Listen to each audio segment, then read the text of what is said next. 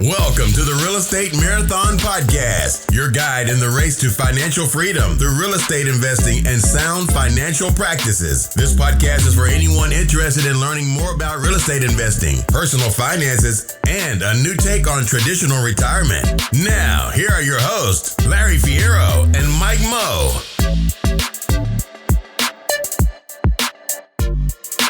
What's going on, everybody? Welcome to the Real Estate Marathon Podcast, your guide on the race to financial freedom through real estate investing and sound financial practices.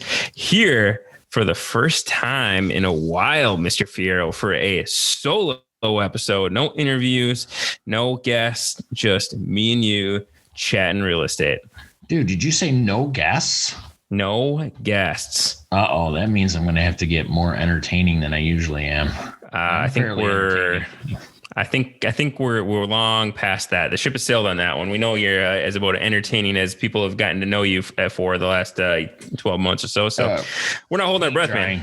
I'm around. Yeah, exactly.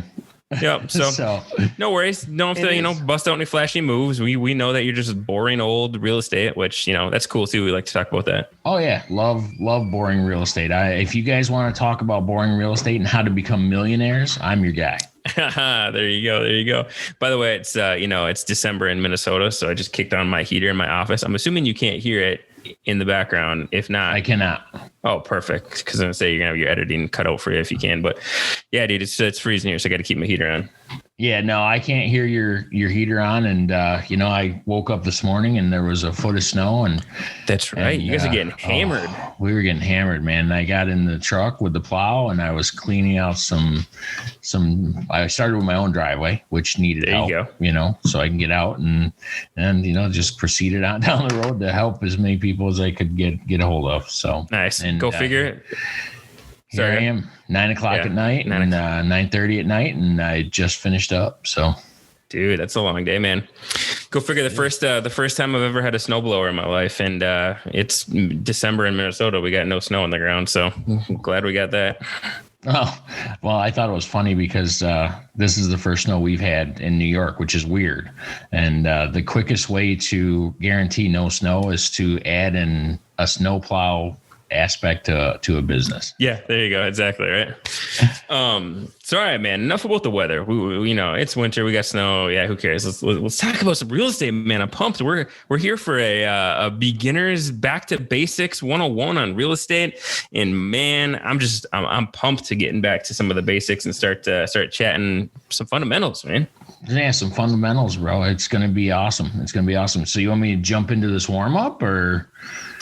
Yeah. So before we do, we're going to talk a little bit just kind of about the goals of the episode today. Okay. So, I love it. First and foremost, this is going to be kind of a back to basics. We're going to talk. The goal, at least, is if this is the only episode that you've ever listened to of ours, or the first real estate episode that you've ever listened to of a podcast, and you're just dipping your toe in real estate investing. By the end of this, we want you to have a pretty good understanding of how to start your journey in real estate. So that's a bold statement for a show that might only be 30 minutes long, but we're going to try to fulfill on that. So, and the reason I touched on this in the Monday Morning Motivation, the reason that I thought of going back to basics on the crew here, on the people here, is because what would I call him? My sister-in-law's fiance was visiting Minnesota a couple weeks ago, and he talked about how he's listening to the show and he liked real estate, and he's talking about this deal that he was thinking about jumping into, and it was a terrible deal. It was the worst deal I've ever heard in my life. Maybe not that bad, but it was pretty bad. So my first thought was like, Steve, man, if you've listened to a handful of episodes like you said you have of our show, and you think that's a good deal, we got to go back to basics for a minute with the crew. We got to go back to the fundamentals of what makes up a good deal, so we can go back to square one. Absolutely. And Steve, this is dedicated to you because you're kind of motivating us to get back to our roots. We may have missed some of these items, and we don't want to leave you out there without the knowledge that you need to get ahead in the real estate game. And if you are wondering, you have any doubts in your mind, whether Mike and Larry know what they're doing in real estate, today is going to dispel those myths.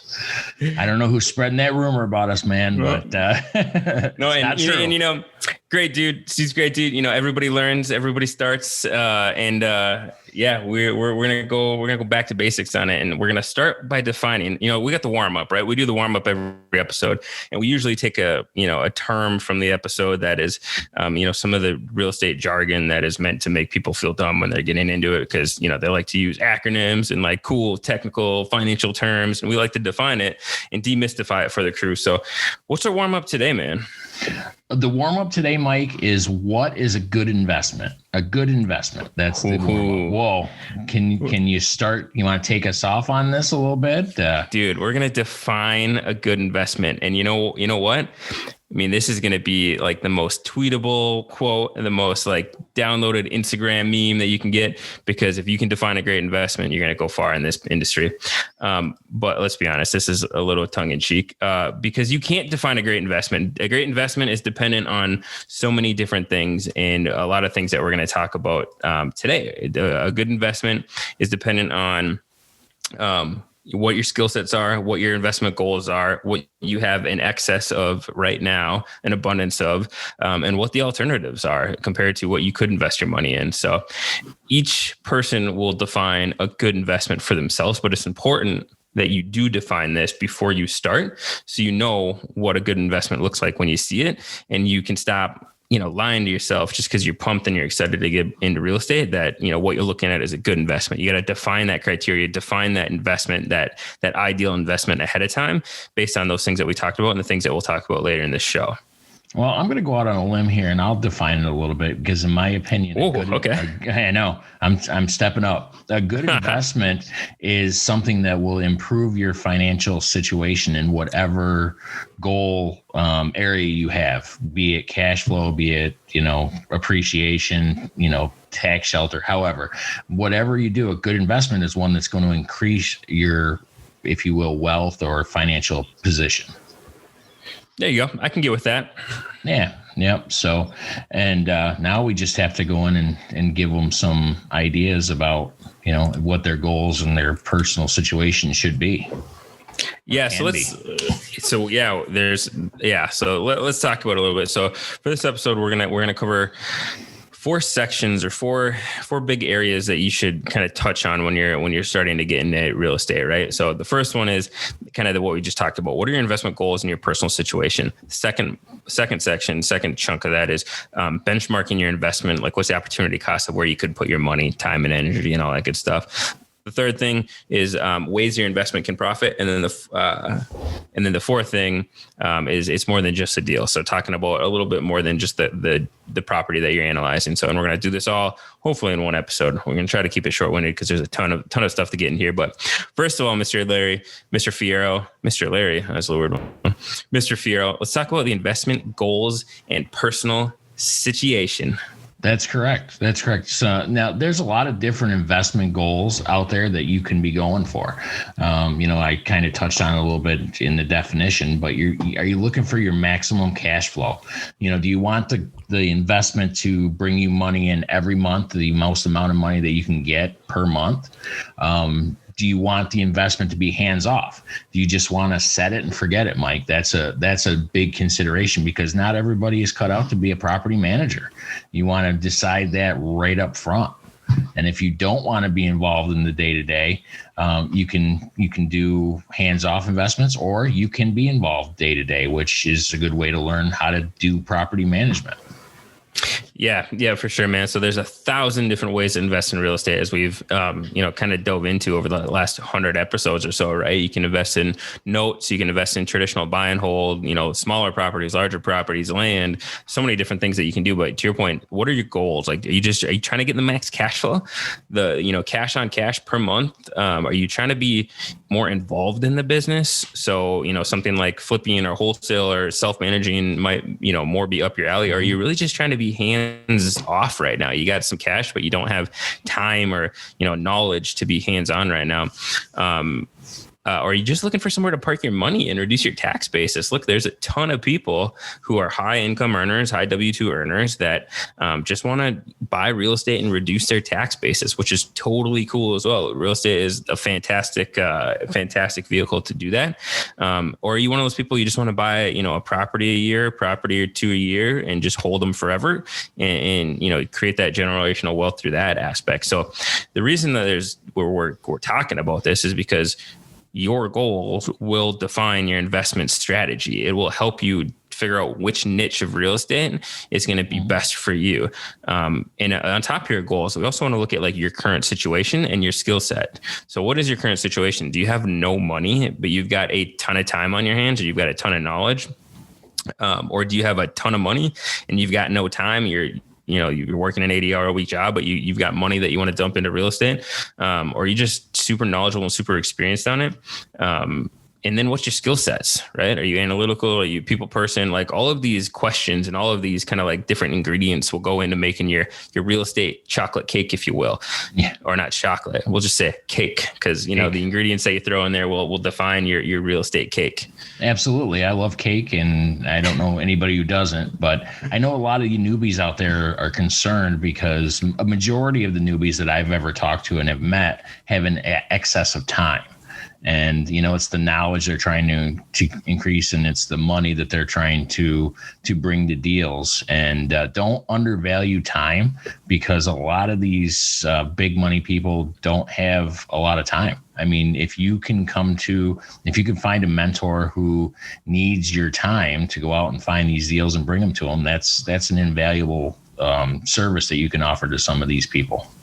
Yeah, for sure. Yep. Don't underestimate the hustle, right? I mean, to your point, there's people out there that have got a ton of money, but not a lot of time, and want something to, somewhere to place their money and somebody to help them with the time aspect of it. Right. So yeah, you always get an excess of something. If we're going back to, the honeybee with Jake and Gino way back, I can't remember when we recorded that, like February, January, wasn't it last year? Yeah, January of last 2019 or 2020. 2020. Talking about leveraging the excess of something, and whether it's time, knowledge, or money, or skills, something else, you've got an excess of something. Look at your excess and exploit it and use it to get you closer to your goals, right? So that's kind of section one. So we talked about kind of the investment, your strategy, of goals of kind of what you want to dive into, and then your current situation, what you have access of, and then your current skill sets. Like we talked about, really, we touched on it really briefly. There are skill sets that are really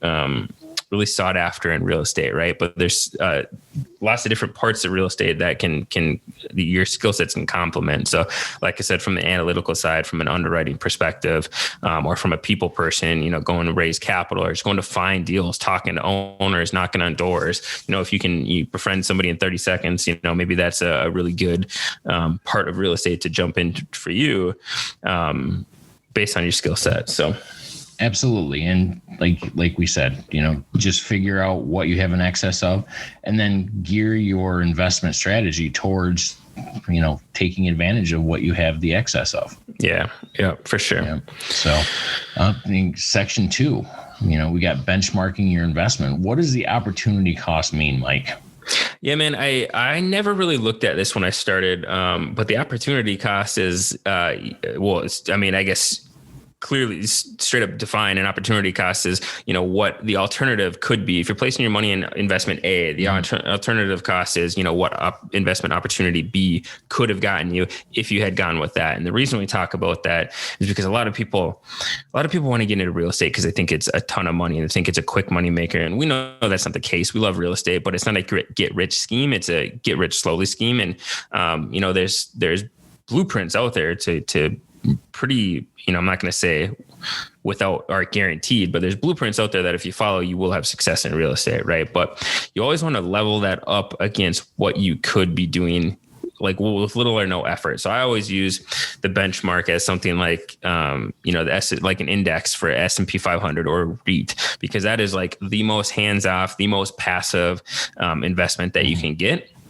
And if I'm going to go active on a deal, or if I'm going to go search for a deal and put a lot of time and effort and hands-on love into this deal, I'm going to want the returns to be a lot more than what I could get, saying if I just shoved a bunch of money in the S&P, index fund. So it's understanding like, what are your alternatives, like no effort ways of, creating income for yourself or creating investments for yourself, and compare that to, what are you choosing to do? And if there's a ton of effort in what you're choosing to do, you got to make sure there's, a good enough spread between that benchmark. Absolutely. And, you every day you make a decision because everybody has finite resources. So every day you're making a decision on the opportunity cost of something. If you put money towards one thing, you have no money for another thing, or, vice versa. And that's actually what you've got to do in your investing career. You have to find the investment vehicle for you that brings you the most benefit, basically. Yeah. And, and like you were saying, the returns should match the level of effort required to work. To get this deal to work, you have to be receiving benefits and payment in proportion to what you're doing for the deal. Yeah, for sure. And, you may look at, maybe you just hate stocks altogether, and you may think S&P is a bad benchmark. Well, benchmark it against like a passive investment. So if you go and invest in somebody's syndication where literally all you do is cut a check and then, collect quarterly distributions, you still receive the tax benefits. You still receive, a lot of the benefits of real estate, but you're not doing anything. You're not funding the deal. You're not active in the deal. That would be a good benchmark for, people who just hate stock markets and, want to get in real estate. But again, if you're going to be active in the deal and you're going to be putting your time and effort on a regular basis in there, it should be a good spread compared to what you could get passively just investing in somebody else's syndication. Yeah, the more activity you participate in, the higher your return should be. Yeah. So, well, you want to move on to section 3? Yeah, man. It's section 3 is all about the ways your investment can profit. So I like to think about this as you should have to, like we talked about in the section 1, setting your criteria and setting your investment goals. Section 3, you should have to sell this investment back to yourself. So if you think this is a good deal, take your, rose-colored glasses off of the table or off of your face and sell this deal back to yourself. Would you buy it if you were investment on the other side of the table, or invest in this deal if you were, passive investor on the other side of the table? So there's 1,000 different ways to invest in real estate, but we need to make sure we're measuring them all for success. So you got to ask yourself, how will this deal profit? What is the total return on this deal? And is it worth, pulling this one down, pulling the trigger on this deal? Yeah. Is there an easier way to do the job? One of the benchmarks that we like to use is cash on cash. You want to focus on cash, and then let everything else just be if you will, the icing on the cake, Mike. Are you going to be able to get $100 or $200 per unit per month on whatever deal you're in? That's a pretty good benchmark. And depending on how much money you put in, the higher the cash on cash return, the better the investment deal is. Yeah. And I think that's an easy way to do it, right? So if you just, if that's your goal, if cash on cash is, or cash flow is one of your goals, and cash on cash is like one of your indicators, of a deal being good, and you've kind of defined that criteria ahead of time, I think that's the easiest way, like cash on cash. And then if we're talking about, appreciation and debt pay down and the other tax benefits, you can keep that as icing on the cake, as if your cash on cash makes sense. That's why you hear a lot of people saying, that $100 or $200 per unit per month, like you said, it doesn't seem like a ton of money, but that's that pure cash flow after everything else is paid. And it's not considering like your debt pay down that is also being taken care of by, the tenants paying the mortgage. It's not taking into consideration the appreciation that you're going to get over time. And it's not considering like your tax benefits for owning that deal, but it is a really easy, straightforward way of calculating, what you're going to get back for this deal. But not all deals cash flow, right? And if that's not your goal, if your goal is, you're investing in a coastal market or a very, very low cap rate market or something that doesn't have a ton of cash flow, but you have other strategies that makes sense for, you got to figure out some way to measure it. You have to tell yourself or sell it to yourself how you will profit on this deal, looking at the deal from end to end, from start to finish. We talked a lot about, you got to start with the end in mind. You got to know your exit strategy before you buy the deal, and you got to understand that from start to finish. Absolutely. And part of the way that you analyze the deal, as you underwrite the deal, is you have to look at several different factors, Mike. And one of the big ones is, looking at the basics, what the total income for the property is. Are you looking at a property that negatively cash flows? Or are you looking for a property that has a positive cash flow, but it's not really setting the world on fire? Or do you have a property that is making a ridiculous return on the money and the total income for the property is very good? Those are some different options that you look at. And another thing that you look at when you're underwriting a deal is what the vacancy rate is. Are you at 100% occupancy? Are you at 93% occupancy? A lot of times you'll find deals where you're at 60, 65% occupancy or lower. And if you can make a deal like that work, they call it a value add opportunity, and you can go in and increase the occupancy and turn a deal that's negative into a massive positive, depending on the market and things like that.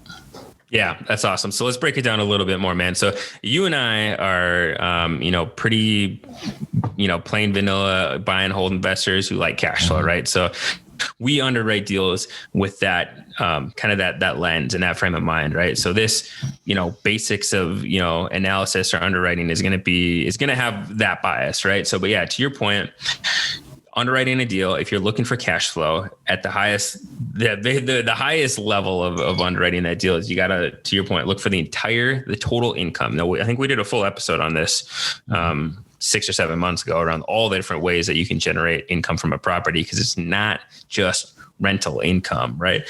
It's rental income, it's pet deposits, it's pet fees, it's parking income, storage income, laundry income, RUBS income, which RUBS is just a bill back for utilities. There's tons of different ways that you can generate income from your property, and it's taking all of that. So what's it currently sitting at, and then what do you think that you could improve it to, knowing that you're in market? So maybe they're not charging RUBS and you think you can. Maybe they're not charging the right rent based on what you know about the market and you think you can. So taking a look at that, right, and bumping that up against the vacancy, because you can't guarantee that it's going to be 100% occupied. Actually, you shouldn't, because that's a bad bet to make. Very bad bet. Yeah, because we're talking about physical, as we were talking about before the call, economic vacancy is huge. It's not just about, the time that people are in the units. It's about the people who are paying on those units. So what I mean by that is if you got, a 10 unit building and you got 9 people physically in there, obviously your occupancy is 90%. But if you only have 8 of those 10 paying rent every month, your economic occupancy, like how many people are actually paying rent, is 80%. You got to factor that in, because, 2020 is an odd year, but you're always going to have bad debt. You're always going to have people not paying, and that's got to be factored in. So understand your market and understand what that normal is, both from a physical occupancy and an economic occupancy, so you can factor that into your numbers. Yeah, the economic occupancy, as I'm finding out during the pandemic, can really hurt a little bit, and you just got to roll with the flow and hope for the best sometimes, but take active steps to do what you can to negate that. Yeah. Don't look too far down the note section, Larry. We're talking about the government situation and the climate of favoring investors, further on. So I'm sure we'll touch more on your subject in a little bit. Oh yeah, I can't wait, man. I'm chomping at the bit. All right. Another thing you generally look at is expenses. Like there is a lot of expenses with multifamily properties in real estate. You've got your utilities, which is electric, gas, heat. You got your property management, which is the people that take care of all the management of the day-to-day operations. You've got your snow removal and lawn maintenance. You've got your pest control, your taxes, which is post-sale, because a lot of times if you purchase a property, your taxes get reassessed. So you need to pay attention to that. R&M, which is what, Mike? Repairs and maintenance. Excellent. Repair and maintenance. I was catching you sleeping or trying to, but you've got, you got to do your regular maintenance. If you don't do upkeep and maintenance on your properties, then then, it's going to fall into disrepair and you'll be considered a mom and pop, and then we'll be looking to buy your property eventually. Yeah, exactly. You got your insurance expenses, your legal fees, your capital expenditures, you got big things coming up, and your turn costs. I mean, it's expensive when somebody moves out of a property to go in and into an apartment and just get it ready for the next tenant, painting and cleaning and whatever, so you got to take those turn costs into account. Yeah. And the expense is what I think bites a lot of newbies in the butt, right? I think a lot of people analyze a property like this. They see their rent at $1,000. They see their mortgage at $600. They say, oh, cool, I got $400 profit. You are likely negative cash flow on that property if you take into account all the expenses. We'll get into rules of thumb later. I was shocked to hear this rule of thumb when I started of the 50% rule, where 50% is typically 50% of your rental income is typically taken up by expenses, not including your mortgage. So if you got $1,000 a month per rent, typically it's $500 a month, just expenses, not including your mortgage, that is taken up in expenses. And that's a rule of thumb. It's a generalization. Every property, every location is different. So don't use that as your underwriting guidelines. You want to know your market a little bit better to finalize your expense number. But expenses are a big deal, and expenses are a lot of times way underestimated from newbie investors. Like I said, they don't consider everything. They think they want to do everything, like mow the lawn and, be their own property manager. But a year after owning that property, maybe they don't. So you want to underwrite for, at least I always say, underwrite for a property manager, underwrite for you being completely hands off, even if you're not going to be at first. So eventually you can be, and that deal still makes sense. But you got to understand all the expenses before truly getting a good picture of that, if that's a good deal or not. Yep.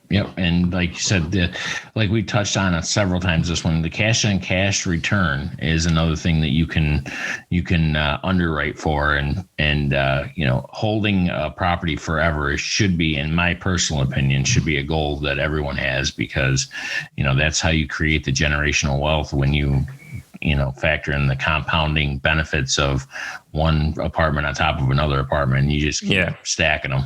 That's our, as you've seen, that's our logo on the Real Estate Marathon, is that hand stacking those gold coins up. You just got to keep stacking on stacking on stacking.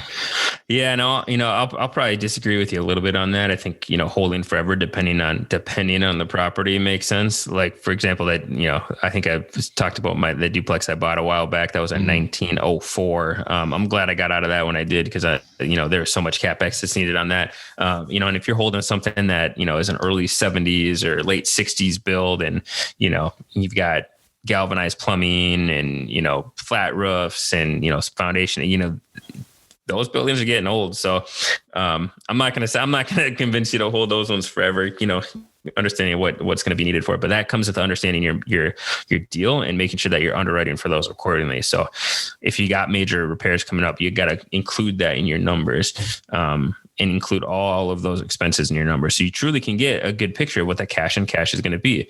All of your income minus your vacancy, minus all those expenses, minus those CapEx expenses that you're going to have to, account for later down the road.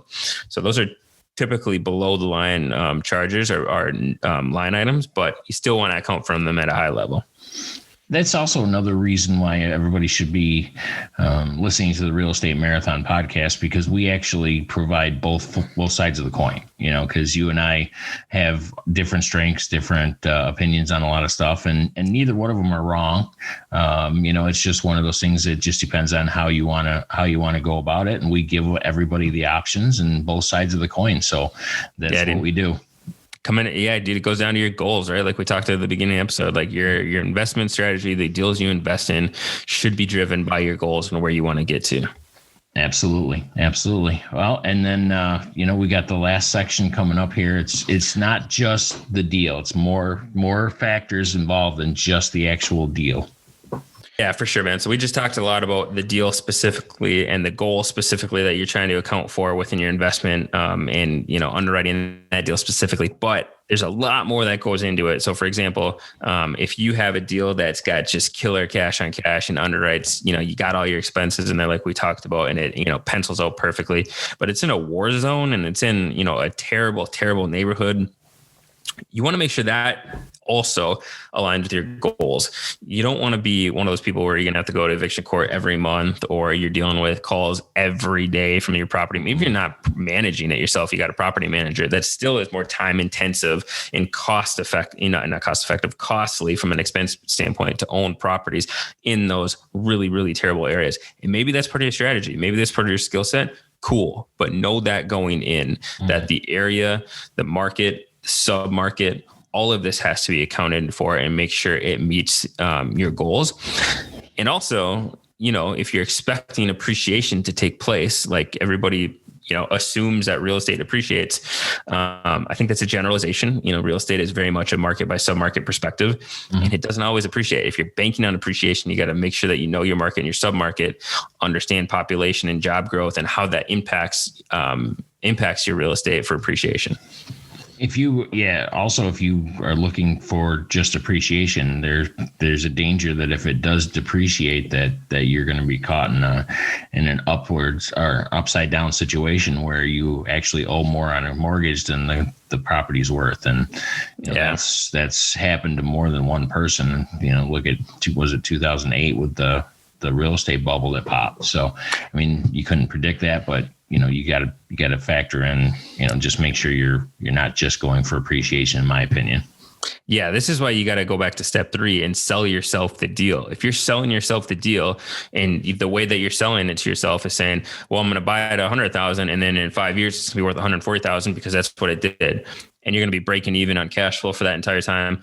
That's not a play that I would go after, because like I said, we're pretty plain Jane, cash flow investors, go for that cash flow and, modest appreciation in these markets. Mm-hmm. But if that's your investment goal, you better be dang sure that market is going to see an increase of jobs and an increase of population. And there's other factors that are going to not guarantee you, because nothing will guarantee you it, but will give you a higher likelihood, improve your chances of that thing being worth $140,000 at the end of, that 3 or 4 or 5 year period, like you say it's going to be. Same thing with real estate, same thing with cash on cash and cash flow investing, man.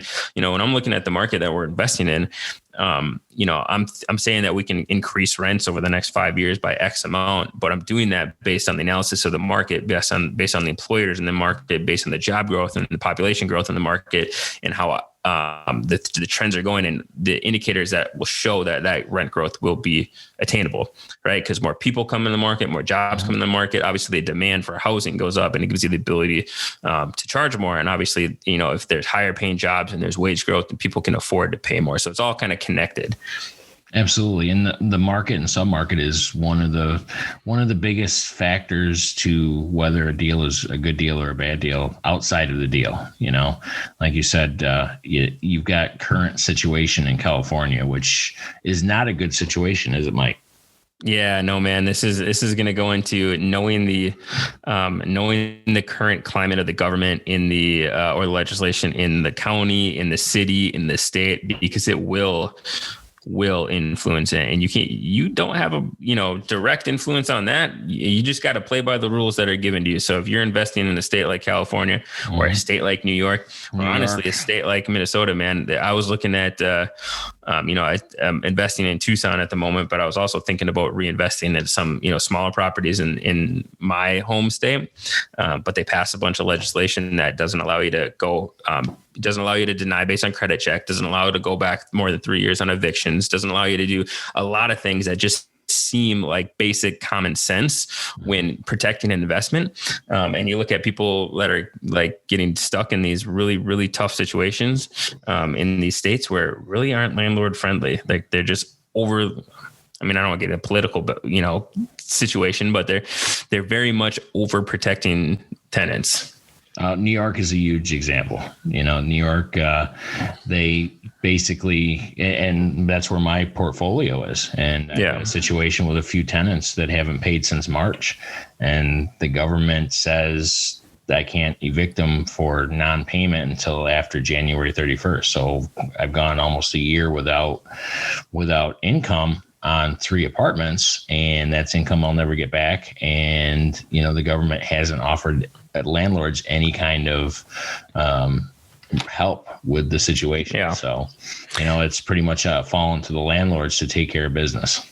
Yeah. And I can't stand this, man. We get into this like evil eyes, the landlords are evil people, greedy, Scrooges sitting at home collecting their bucks. You read an article the other day, actually today, I think it was on our group here, talking about a lady who spent the last 30 years just, instead of investing in her 401k, instead of investing in the stock market like most people, she just built up a small, modest portfolio of 8 to 10 units in California. And that's her retirement. She was retired and was collecting income from those properties. And now, because California and the legislature, she can't kick anybody out, nobody's paid, people owe tens of thousands of dollars to her, and she's going to go under because people aren't paying her rent. And, the people have these cancel rent, movements, but you're not screwing over big corporations. You're screwing over the small landlords like, you and this lady who have put their, life and hard work and sweat and blood into building up a small portfolio. And they're not evil people. They're providing homes and collecting an income for it. Like it boggles my mind. And what the government doesn't understand is if they are not allowing us to collect rent and evict people that aren't paying, then where do you come up with the money that we're legally supposed to repair properties? Right. If there's no cash flow, that's the government's like, you legally have to do all this stuff to the property. But if you don't have an income, how exactly are you supposed to pay for that? Yeah. What happens if the furnace goes out on one of New York properties, Larry? You're going to get sued if you don't replace it because you have to, but you're not getting any income from the property. Yeah, exactly. Businesses go out of, small businesses shut down if they can't cover their expenses. Landlords are no different than any other small business. So, yeah. Well, dude, I could sit here and bash New York State for hours and hours and hours, but we've only got that's right. Well, we've committed to a half hour, and I do 4.5 hours if we kept going down this road. The moral of this story is to know the legislation and to know your rights as a landlord and invest in areas that support that. That's why you see a lot of businesses and a lot of people leaving these states that have such tough legislation to do business in. You just know that and understand it and use it to your investment strategy, right? So that's the point of that. We kind of went down a rabbit hole on that one, but that's all right. So but yeah, know your current situation. Yep.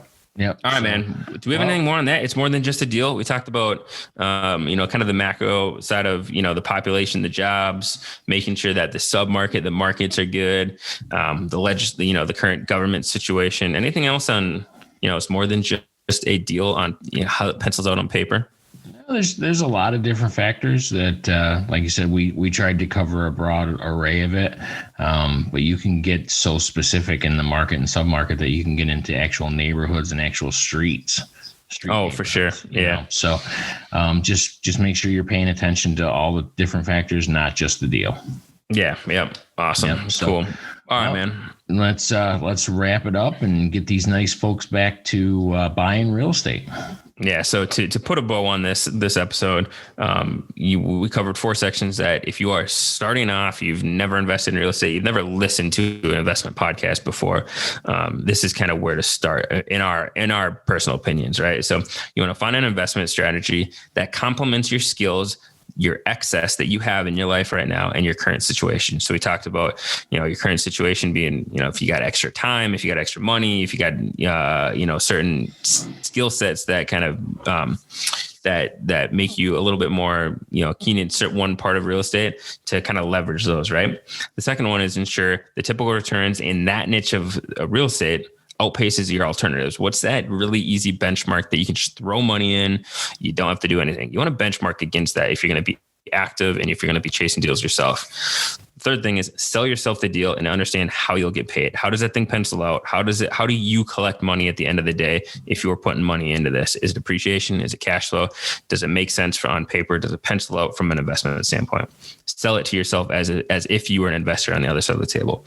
And the last thing that we just touched on is it's more than just a deal. You got to understand the other factors that will inevitably impact your investment. That's it. You follow our advice and you should be able to determine what is a good deal and go for it. And if it's a bad deal, you need to run the other direction. Heck yeah, man. Yep. So absolutely. All right. Call to action. What do we got? Should we start with that first bullet? List down your goals in real estate. Like, what are your goals? Is it cash flow? Is it, whatever? Write down your skills and what you have excess of in your current situation. Write all those down and find 2 to 3 niches of real estate niches that will complement those. And then, as you go through the other list of things, you may whittle down those 2 or 3 down to 1 or 2. So, well, and we can ask ourselves the same question we ask the guests. What is that for the newbie investor to get started? What is that next most important step? And you just nailed it right on the head. It's set your goals, get those goals written down, figure out what kind of asset that you're looking for, and then go for that. Absolutely, man. All right. Cool, dude. Anything else? No, I'm good with the folks tonight. You guys have a great week. You're coming up to the end of the year and, have a great holiday season. We've got one more episode before, right around next week. And then we'll talk to you later. Heck yeah. All right. Sounds good. Thanks, guys, for tuning in to another episode of the Real Estate Marathon Podcast. We'll see you next time. Take care. Deuces.